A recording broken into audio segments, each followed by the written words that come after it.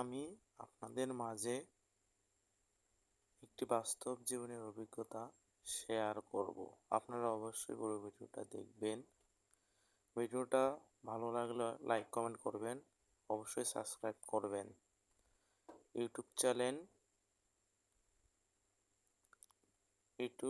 YouTuber চয়ন subscribe করে দিবেন দয়া করে সবাই।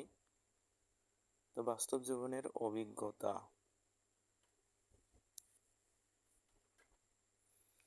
চায়ের দোকানের ছেলেটি, স্থান কলকাতা, ভারত। চরিত্র লালু, ছদ্মনাম। লালু একটা ছোট চায়ের দোকানে কাজ করত, বয়স তখন মাত্র 12। সকালে উঠে দোকান ঝাড় দেওয়া, গ্লাস ধোয়া, দুধ আনা, চা বানানো, এইসবই ছিল তার দৈনন্দিন কাজ। স্কুলে যাওয়া হয়নি কখনো, বাবার হাত ধরে একবার গিয়েছিল, কিন্তু তারপর সংসারের অভাব তাকে চায়ের দোকানে এনে দাঁড় করায়। কেউ নিউজ পেপার পড়ছে,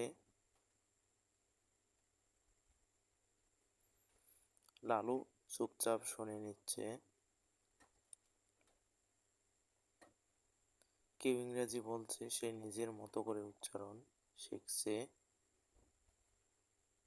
একদিন এক ভদ্রলোক লালুকে জিজ্ঞেস করলেন, তুই স্কুলে যাস না? লালু বলল, ভাই, আমার স্কুল চায়ের কাপ, আমি ওখান থেকেই শেখার চেষ্টা করি।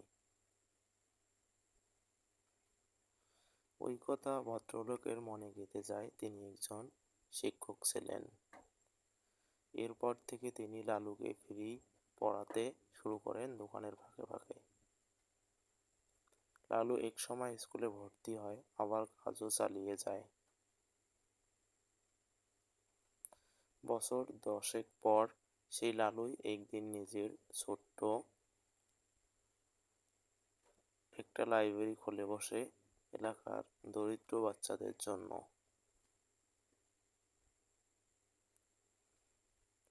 আজ সে অন্যদের শেখায় যাদের সুযোগ হয়নি।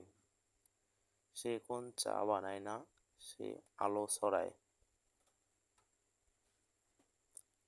এখান থেকে শিক্ষা হচ্ছে, সুযোগ না থাকলেও যদি ইচ্ছা থাকে তবে শেখা সম্ভব।